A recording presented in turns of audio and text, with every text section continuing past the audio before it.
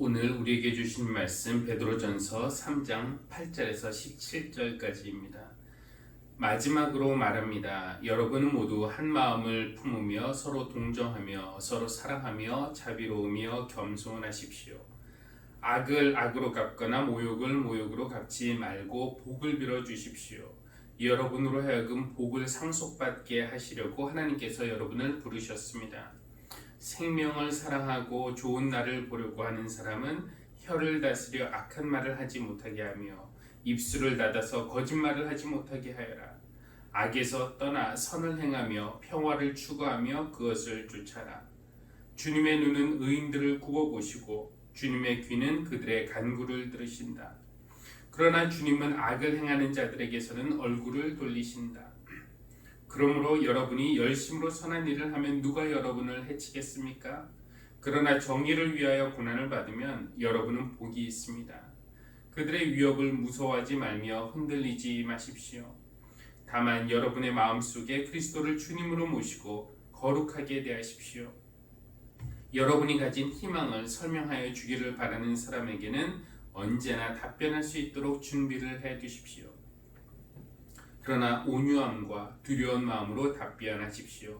선한 양심을 가지십시오. 그리하면 그리스도 안에서 행하는 여러분의 선한 행실을 욕하는 사람들이 여러분을 헐뜯는 그 일로 부끄러움을 당하게 될 것입니다. 하나님께서 바라시는 뜻이라면 선을 행하다가 고난받는 것이 악을 행하다가 고난을 받는 것보다 낫습니다. 아멘. 이어서 요한복음 14장 15절에서 21절입니다. 너희가 나를 사랑하면 내 계명을 지킬 것이다. 내가 아버지께 구하겠다. 그리하면 아버지께서 다른 보혜사를 너희에게 보내셔서 영원히 너희와 함께 계시게 하실 것이다. 그는 진리의 영이시다. 세상은 그를 보지도 못하고 알지도 못하므로 그를 맞아들일 수가 없다. 그러나 너희는 그를 안다. 그것은 그가 너희와 함께 계시고 또 너희 안에 계실 것이기 때문이다. 나는 너희를 고아처럼 버려두지 아니하고 너희에게 다시 오겠다. 조금 있으면 세상이 나를 보지 못할 것이다. 그러나 너희는 나를 보게 될 것이다. 그것은 내가 살아있고 너희도 살아있을 것이기 때문이다. 그날에 너희는 내가 내 아버지 안에 있고 너희가 내 안에 있으며 또 내가 너희 안에 있음을 알게 될 것이다. 내 계명을 받아서 지키는 사람은 나를 사랑하는 사람이요 나를 사랑하는 사람은 내 아버지의 사랑을 받을 것이다. 그리고 나도 그 사람을 사랑하여 그에게 나를 드러낼 것이다. 아멘. 이는 우리에게 주신 하나님의 말씀입니다. 하나님 감사합니다.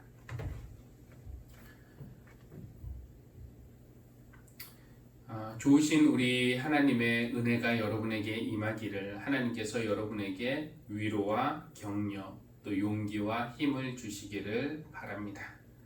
이런 인사가 상투적으로 들릴 수도 있겠지만 세상을 살아가는 것이 문득 외롭고 힘겹다고 느껴질 때 또 이 세상에서 어떻게든 기독교인으로 살아내려고 애쓰는 또 노력하는 여러분의 모습을 보고 또 그런 이야기를 들을 때마다 저는 여러분을 위해서 하나님의 도우심을 진실한 마음으로 간구하고 싶어집니다. 지난 주일 본문에도 나왔고요. 또 수요 예배 때도 언급했는데 이 세상에서 우리가 기독교인으로 살아간다는 것이 결코 쉬운 일이 아니죠. 버림받는 돌이 되기를 각오해야 하는 일입니다. 예수님을 믿는다고 해서 그냥 건강하고 복받고 세상에서 성공하는 것이 아닙니다. 오히려 예수님을 믿기 때문에 세상에서 갈등하고 고민하고 또 포기해야 할 일들이 많아집니다. 그러니 우리는 하나님의 격려와 위로, 하나님이 주시는 힘과 능력 없이는 그리고 이렇게 믿음의 공동체의 지지와 돌봄이 없이는 이 세상을 살아가는 것이 힘이 들죠. 많은 이들이 코로나19 이후에 나타날 소위 새로운 정상 상태, 뉴 노멀에 대해서 말하고 있습니다. 이전에는 정상으로 여겨졌던 것들이 더 이상 정상으로 여겨지지 않을 것이라는 뜻이죠. 코로나19 이전과 같은 상황으로 우리가 되돌아가기가 어려울 것이라고들 전망합니다. 교회들은 나름대로 이제 나타나게 될 새로운 정상 상태는 어떤 것이 될 것이며 교회가 그것을 어떻게 이해하고 또 어떻게 준비하고 대처해야 하는지 고민하고 있습니다. 여러 가지 이야기가 있을 수 있겠지만 쉽게 말하면은 교회가 앞으로 이 세상에서 더 힘들어질 것이라는 것이지요. 코로나19 이전에도 우리 사회에서 교회가 우호적으로 받아들여진 것은 아니지만 코로나19 이후의 세상은 교회에 대해서 좋게 말하면은 비우호적이고 좀 심하게 말하면은 적대적이 될 것이라고들 말합니다. 예수님은 세상이 우리를 미워하는 것이 당연하다라는 것을 가르쳐 주시면서 세상이 너희를 미워하거든 세상이 너희보다 나를 먼저 미워하였다는 것을 알아라 라고 말씀하셨죠. 그러면 우리는 어떻게 해야 할까요? 세상이 우리를 미워하니까 우리도 똑같이 세상을 미워하고 세상과 적대적인 관계에서 살아야 할까요? 그럴 수는 없습니다. 예수님은 세상을 미워하셔서 심판하시기 위해 오신 것이 아니라 세상을 이처럼 사랑하사 그들을 구원하시기 위해서 오셨다고 하지 않았습니까? 우리는 기독교인으로서 이 세상을 어떻게 살아가야 할까? 이 질문에 베드로는 우리에게 이 세상을 사는 법에 대해서 이렇게 알려줍니다. 화면을 한번 보시죠. 악을 악으로 갚거나 모욕을 모욕으로 갚지 말고 복을 빌어 주십시오. 여러분으로 하여금 복을 상속받게 하시려고 하나님께서 여러분을 부르셨습니다. 복을 빌어주라고 하시면서 바로 그 일을 위해서 우리가 부름받았다는 것입니다. 그리고 더 나아가 복을 빌어주는 것, 복이 되어주는 것이 결국은 우리가 하나님의 복을 상속받을 수 있는 방법이라는 것입니다.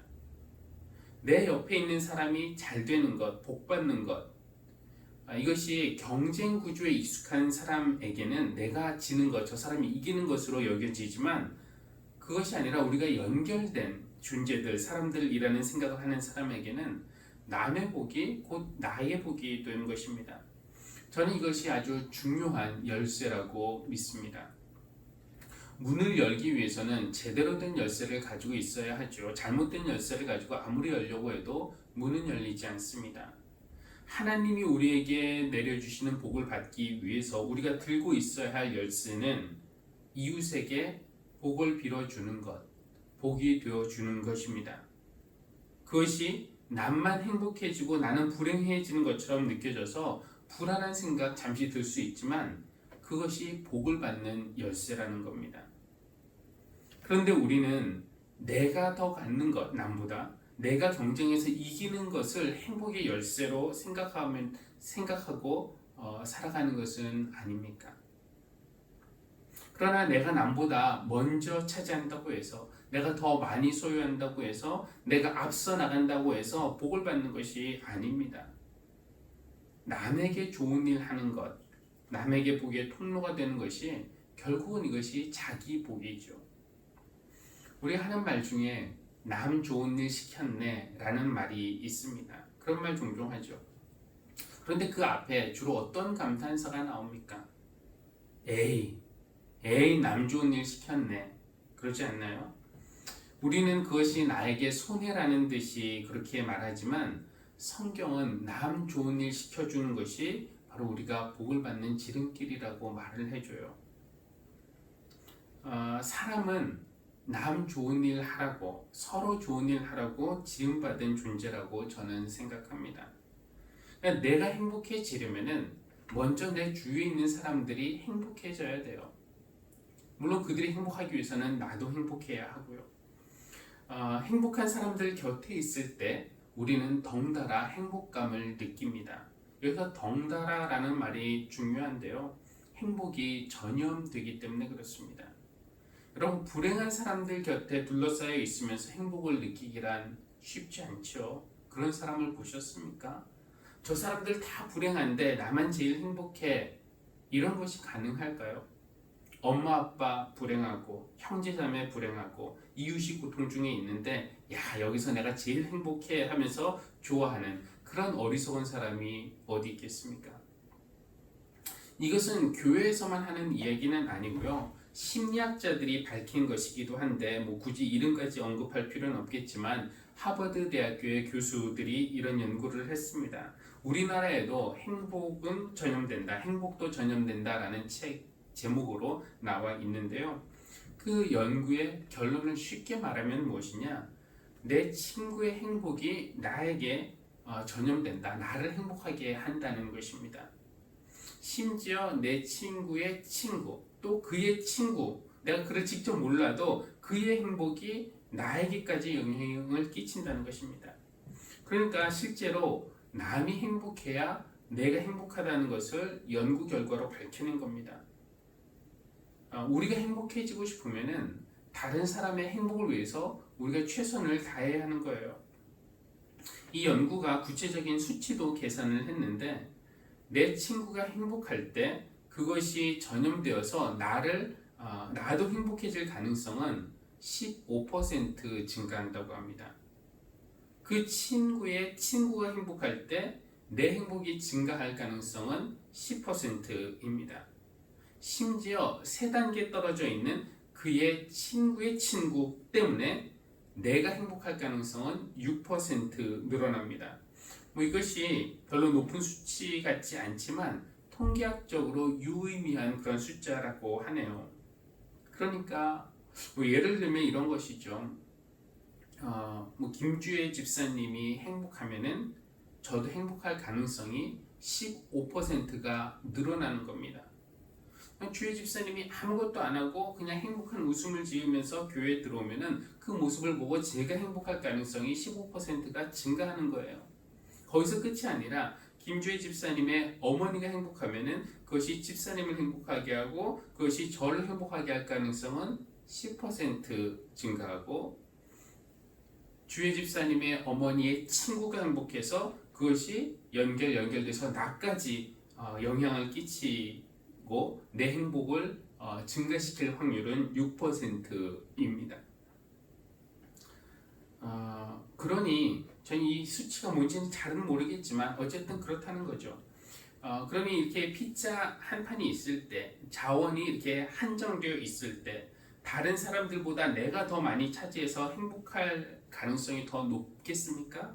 아니면은 조금씩이라도 더 많은 사람들이 함께 나눠 먹은 것이 더 좋겠습니까? 제가 남보다 더 많이 차지해서 다른 사람들 다 반 조각씩 먹는데 제가 2조각씩 먹으면 잠시 제 배는 부를 수 있지만, 옆 사람이 배가 고프고 나를 욕심쟁이라고 흉보고 배려심 없다고 욕하고 기분 상하면은 우리 모두 다 불행해지는 것입니다. 남이 행복하면 곧 내가 행복한 것. 그러니 여러분, 이 세상을 살아갈 때 복을 빌어 주십시오. 남 좋은 일 시켜 주십시오. 그것이 여러분이 복을 받는 길이기도 합니다. 그 다음에 베드로는 시편을 인용해서 조금 더 구체적으로 삶의 지침들을 알려주는데요. 화면을 보시면은 10절, 이 시편의 인용입니다. 생명을 사랑하고 좋은 날을 보려고 하는 사람은 어떻게 해야 됩니까? 혀를 다스려 악한 말을 하지 못하게 하며 입술을 닫아서 거짓말을 하지 못하게 하여라. 그러니까 먼저는 누군가를 해치는 일, 해하는 일, 거짓말, 이런 것, 해하는 말, 거짓말은 하지 말라는 것입니다. 그리고 11절에 이어서 악에서 떠나 선을 행하며 평화를 추구하며 그것을 쫓아라 라고 말씀합니다. 우리가 이 세상에서 살아가는 방법은 악을 행하지 않는 것, 선을 행하는 것, 그리고 평화를 추구하는 것입니다.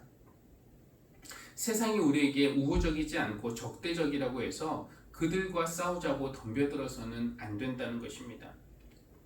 가끔 소위 신앙이 좋다는 이들에게서 그런 모습을 발견합니다. 교회를 향해 욕하는 사람들을 향해서 더 심한 욕을 하는 그런 기독교인들. 그런데 베드로 사도는 우리에게 평화를 추구하라고, 그것을 쫓아야 한다고 가르쳐주고 있습니다. 어쩌면 베드로가 제시하는 이런 것을 순진하고 바보 같은 생각이라고 간주하고 실제로는 우리 삶에서 적용할 수 없다라고 말씀하시는 분들이 계실지도 모르겠습니다. 싸우자고 덤벼드는 사람에게 복을 빌어줘요? 그들과 평화를 이루며 살아요? 그것이 쉬운 일입니까? 우리가 살다 보면은 고약한 사람들 만날 때가 있죠. 가정에서 그런 사람 만나면 정말 곤란한 것이고, 직장에서 상사로 그런 사람 만나면 날마다 스트레스이죠.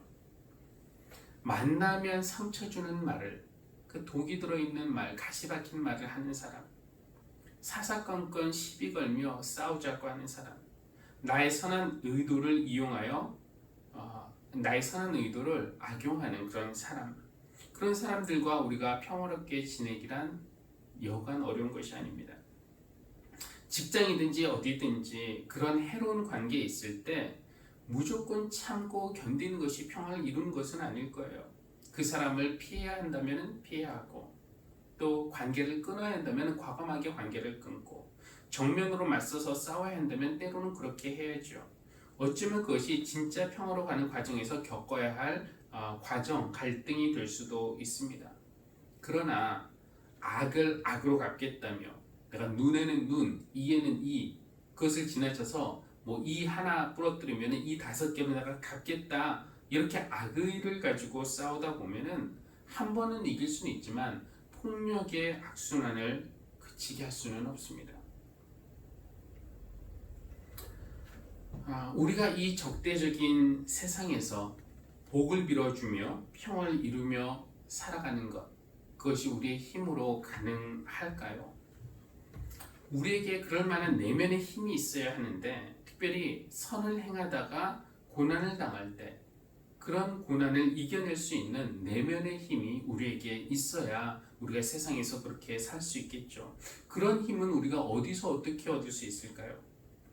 오늘 우리가 교동문으로 읽은 시편 66편의 시인에게서 배울 수 있습니다. 시편 66편은 고난을 통과한 사람이 드리는 감사의 찬양이라고 할 수가 있겠어요. 우선 우리가 기본적으로 짚고 넘어가야 할 것은, 고난은 누구에게나 찾아온다는 것입니다. 각자가 만나는 고난의 모양이나 크기나 무게는 다르겠지만 그것도 우리가 다 받아들여야 할 삶의 일부 아니겠습니까? 왜 내게만 이런 고난이 찾아오냐고 불평한다고 해서 그 고난이 떠나간다면 우리가 불평할 수 있죠. 그러나 그게 아니잖아요. 누군가를 원망한다고 해서 고난이 빨리 지나가 주나요? 그렇지 않습니다. 어차피 고난을 피할 수 없다면 그런 고난이 우리에게 가져다 주는 유익이라도 우리가 찾아야 할 필요가 있습니다. 그래야 덜 억울하죠.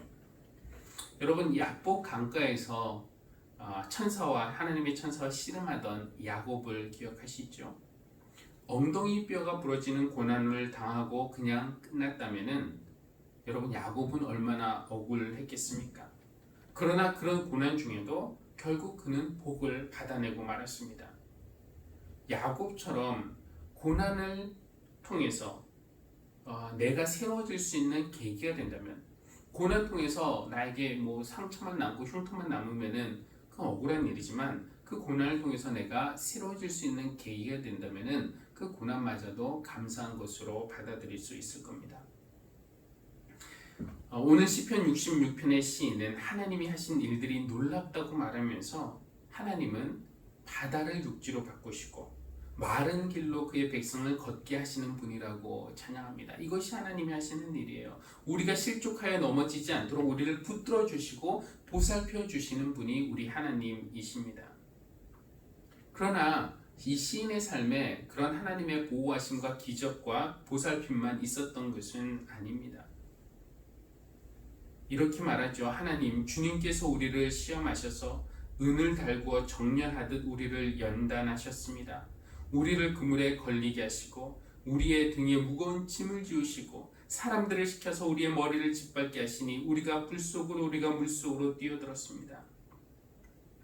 물속에 또 불속에 뛰어드는 것과 같은 그런 아픔이 있었다는 겁니다. 여러분, 이것이 무슨 뜻일까요? 여러분, 칼을 만드는 과정을 보신 적이 있습니까? 강한 칼을 만들기 위해서는 철을 불에 달구었다가 꺼내서 망치로 내리치고 또 그것을 차가운 물에 집어넣고, 거의 한 번으로 끝나는 것이 아니죠. 그것을 또 꺼내서 뜨거운 불에 집어넣고 꺼내서 망치로 내리치고 차가운 물에 집어넣는 것을 반복합니다. 그런 것처럼 그렇게 정신없이 내가 물속에 불 속에 던져졌던 느낌, 망치로 얻어맞는 것과 같은 그런 때가 이 시인에게도 있었다는 겁니다. 뿐만 아니라 인생의 무거운 짐 때문에 그것을 견딜 수가 없어서 쓰러진 적도 있었고, 사람들이 내 머리를 밟고 지나가는 그렇게 뭉개질 때도 있었습니다. 그때에는 아무 소망도 볼 수 없었지만, 아무 의미도 찾을 수 없었지만, 그것이 다 지나간 후에 시인은 이렇게 말합니다. 아, 이거는 하나님이 나를 연단하신 거였구나. 이 고난의 웅덩이에 있을 때는 몰랐지만 주님께서 우리를 마침내 건지셔서 모든 것이 풍족한 곳에 이끌어 주신 다음에 과거를 돌아다 보니까 이것이 모두 다 하나님의 선한 계획 안에 있었다는 것을 깨닫게 된 것입니다. 이것이 다 하나님의 계획 안에 있었구나. 그래서 시인은 마지막 절에서 내 기도를 물리치지 않으시고 한결같은 사랑을 나에게서 거두지 않으시는 하나님 찬양 받으십시오 하고 감사의 찬양을 드립니다. 우리가 지금의 고난을 지금의 시점에서 바라보면 고난은 너무 크게 보이죠. 우리 너무 깊은 웅덩이에 들어와 있는 것 같고요. 그러나 우리가 지금의 시점에서 고난을 보는 것이 아니라 미래의 시점, 즉 주님께서 우리를 마침내 건지셔서 모든 것이 풍족한 것으로 이끌어 주심을 믿고 그 시점에 우리가 믿음으로 미리 가서 지금의 상황을 바라볼 수 있으면은 지금의 고난이 어떻게 보일까요? 우리가 믿음으로 미래에 먼저 가 있을 수 있다면 지금 우리는 지금을 바라보면서 하나님이 나를 단련하셔서 정금과 같게 하시려고 그런 거였어 말할 수 있지 않겠습니까? 그것이 바로 믿음의 눈이라고 할 수가 있겠습니다. 그런 믿음의 눈을 가진 사람은 현재의 고난 앞에서 좌절하거나 낙심하거나 원망하거나 불평하지 않을 것입니다. 대신 주님이 우리 안에 함께 계심을 믿고 또 그 주님이 도와주실 것임을 믿고 우리를 버리지 않을 것임을 믿고 감사하는 마음으로 고난을 이겨나갈 수 있을 겁니다. 우리가 그렇게 살아갈 때에 세상은 우리를 어떻게 보겠습니까? 이기적이고 배타적인 그런 모습의 기독교인을 볼 때에 혀를 차며 비난하던 세상 사람들도 악을 악으로 갚지 않고 복을 빌어주는 기독교인, 악에서 떠나 선을 행하며 평화를 추구하는 기독교인, 고난 중에도 불평하지 않고 원망하지 않고 감사로 믿음으로 이겨내는 그런 기독교인들을 볼 때는 세상도 궁금해할 겁니다. 저 사람은 도대체 어떻게 저렇게 할 수 있을까? 저 사람 안에 있는 것은 도대체 무엇일까? 우리가 이 정도의 궁금증을 유발시킬 수 있는 삶을 산다면 얼마나 좋겠습니까? 세상으로 하여금 우리에게 이런 궁금증을 갖게 할 정도로 우리가 삶을 살아낸다면 우리는 전도하고 선교할 준비가 되어 있는 것입니다. 여러분이 가진 희망을 설명하여 주기를 바라는 사람에게는 언제나 답변할 수 있게 준비해 두십시오. 그러나 온유함과 두려운 마음으로 답변하십시오. 세상이 궁금해서 여러분에게 당신 안에 있는 것은 도대체 무엇입니까? 하고 물을 때 온유함과 두려운 마음으로 답변해 주십시오. 무엇이 아니라 누구라고 물으셔야 맞다고요. 내 안에 어떤 분이 계신데 그분이 놀라운 일을 하신다고.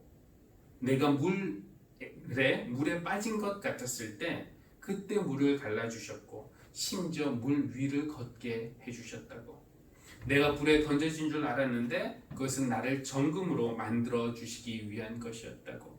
그리고 끝내 나를 건지셔서 모든 것이 풍족한 곳으로 인도하신 분이라고. 그리고 당신도 그분을 만나시면 좋겠다고 말씀해 주십시오. 사랑하는 교회 여러분, 예수님은 우리에게 비우호적이고 심지어 적대적인 세상에서 우리를 고아처럼 버려두지 않으시겠다고 약속하셨습니다. 그리고 또 다른 보혜사, 우리를 보호하시고 은혜를 베푸시고 가르쳐 주시는 분, 때로는 우리의 친구가 되시고 변호사가 되시고 상담가가 되시고 스승이 되시는 그런 분을 보내주실 텐데 그분이 우리와 함께 우리 곁에 우리 안에 우리 가운데 계실 것이라고 말씀하셨습니다. 그러므로 그분이 여러분 안에 여러분 곁에 계심을 믿고 이 세상을 살아가실 때 악을 악으로 갚지 말고 복을 빌어 주십시오. 모든 상황에서 악을 떠나 선을 행하고 평화를 추구하십시다.